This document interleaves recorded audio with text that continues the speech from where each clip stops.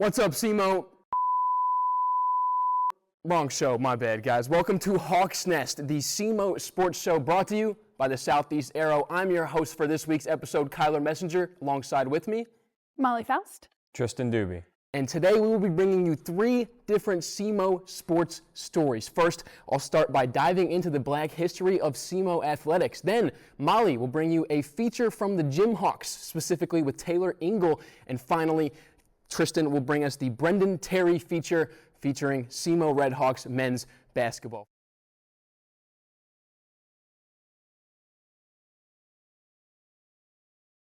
First, let's dive into black history of SEMO athletics. And first, before we get to this topic, it's important to remember that while black history is an important part of SEMO's history, it is not a subsection of history. It is all of our histories. And here we go. Black history at SEMO, and it has been prevalent since 1954. A little bit of context for anybody who's wondering. 1954, the year that the Supreme Court ruled that colleges had to integrate. So in 1954, colleges have to integrate with multi-races, and SEMO did just that in that year. The very first African-American student at SEMO was none other than Roberta Slayton. While she was not an athletics major, she was an art major, she did change the history of this campus, so it's important to remember Mrs. Roberta Slayton. After that, in the 1957-58 basketball season, yes, it did take a few years for SEMO athletics to truly integrate like the rest of the school did, but it did happen. The very first African-American to play a sport at SEMO, it was basketball, and his name was Ronald Staton. He came to SEMO after graduating Jackson High School, a local high school out here in Cape Girardeau. Only played 1 season of basketball, but Staton totally changed the way that SEMO athletics would act in the future. After Staton, in 1964, we saw the second African-American to hit the court for SEMO. His name, Curtis Williams. And in 1964, it was during the Civil Rights era. This was a very prominent movement in America, and it was happening right here in Cape Girardeau. Curtis Williams, a 6'8" forward who graduated from Cape Central High School, a local high school, was a very good star for SEMO, not only in basketball, although he did win the team MVP in 1967, but he also did track. He was the MIAA, which, in case you're wondering, is the Mid-American Intercollegiate Athletic Association. That's the conference that SEMO used to compete in. He was the long jump, high jump, and triple jump champion while also being the basketball team MVP. After Curtis Williams, you talk about the football players where SEMO was able to integrate African Americans into their sports. Walter Smallwood and Mike Smith, the very 2 first men to be black and play football at SEMO. Smallwood, 5 rushing touchdowns in a single game. He had a record that held for over 54 years. That's Walter Smallwood, had 5 touchdowns in a single game. And Tristan and Molly, I got a question for you guys. You know who Otto Porter Jr. is? Have you ever heard of Otto Porter Jr.?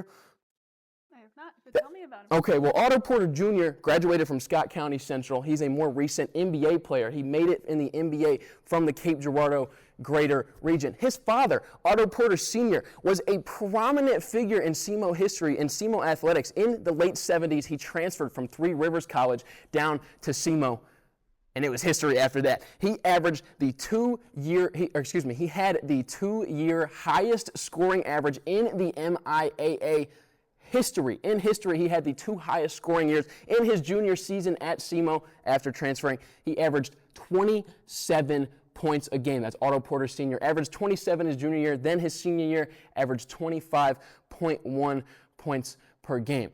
Absolute great figures here that SEMO has in athletics, but there's still one more that we're forgetting. Pat Colin, who is still the all-time leader in SEMO athletics rebounding regardless of gender. An African-American woman came to SEMO, scored 2,034 points, 1,003 all-time rebounds, still holds as the most rebounds that a man or a woman has grabbed at SEMO. So once again, black history at SEMO is important, but it's not just a story. Black history is all of our stories. Next, we're going to move to Molly, and she's going to bring us more SEMO Redhawks athletics, but this time it's coming on the Gym Hawks mat. Tell us more, Molly. Thanks, Kyler. Next up, Taylor Engel of the Gym Hawks has been racking up the awards throughout her entire gymnastics career. Camden Hutton has a whole story on SoutheastArrow.com. Throughout her senior season at SEMO, Engel has been an important leadership figure. She comes from Coppell, Texas, and attended Coppell High School. There, she attended as a national alternate in her freshman year. Engel qualified for state during her sophomore year of high school, but her season was cut short by COVID-19. During her junior season, Engel qualified for state, regionals, and nationals. Now, Engel is part of the SEMO gymnastics team and contributes on vault, bars, floor, and beam. In her freshman year at SEMO, Engel earned the MIC Freshman of the Week award and was an MIC Scholar Athlete in 2023-2024. Engel was the 27th Gym Hawk to qualify for regionals as of the 2025 season, when she won 8th overall in all-around.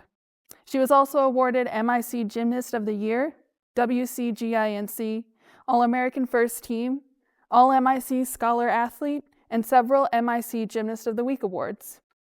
Engel has also won MIC Gymnast of the Week multiple times throughout the season. Engel said, quote, "My biggest goal for the season is to be a leader on the team, someone everybody can rely on, no matter what point they are in." Teammates and coaches note Engel's work ethic. She spends countless hours at the gym, they said. Kaylin Hamilton, Engel's senior roommate, said, quote, "She pushes herself every day, which pushes us as a team. She's the most consistent person I've ever met in the gym, and that pushes me to be a better gymnast too." Engel is also pursuing a nursing career alongside gymnastics. She has a BS in nursing and has passed her NCLEX exam. She plans to work in the ER back home in Texas in the future. On another note, Engel leads her team's Bible study and helped begin SEMO's FCA, or Fellowship of Christian Athletes. She said she is guided by her strong sense of faith. Engel said, quote, "Relying on God and letting Him dictate my work, knowing that gymnastics doesn't define me, it's how He sees me," Engel said. "I try not to put too much pressure on myself in that aspect, performing for Him instead of myself." Before each meet, Engel draws crosses on her teammates' hands. It's a sign of love and encouragement. The night before each meet, Engel drinks hot chocolate. Then, on the day of the meet, she eats a ham and cheese sandwich. For each meet, she styles her hair the same way she has for years. With now being her senior year, Engel wants to leave her legacy through work ethic, faith inspiration, and dependability. It's very cool, Molly. It's cool to hear more about a star of SEMO Gym Hawks. I feel like we just kind of got to meet her personally, learn some things about her. I don't know if you guys have seen it on social media, but there are two SEMO Red Hawks who are sponsored by Crumbl Cookies. I don't know if you guys have seen it on the SEMO Athletics Instagram, on social media. It's all over there. There's two SEMO athletes who are sponsored by Crumbl Cookies. One of them, Taylor Engel of the Gym Hawks. The second one, Brendan Terry of the men's basketball team. I'll let Tristan take it away from here. Yeah, thank you, Kyler. Actually, a little embarrassing because I didn't know that he was sponsored by Crumbl Cookies. So great work by you there. A great story by you, Molly. Guys, Brendan Terry did not have the season start he was hoping for. Named an OVC player to watch at the beginning of the year, had a great season last year. He was benched midway through the year, put on the bench, did not score over 15 points his entire time until a 30-point game against Southern Indiana, where SEMO started that win streak and is now sitting at tied for first place in the OVC with UT Martin after that win last night in overtime. In the rematch against Southern Indiana after that 30-point game, Terry once again took control, saying, "If they're not going to double me, I'm just going to score at will, guys. I'm going to get in the paint. I'm going to make my presence felt on the glass." He finished with 22 points and 8 rebounds in a dominant victory, 90-65, just winning more games, getting them into that first place spot. That win marked the team's 6th straight win, extending a surge. The players and coaches draw back to Terry's excellent play. This is very different from Terry's play at the beginning of the year, like I said, being named an OVC player to watch, not scoring 15 points until that 30-point performance.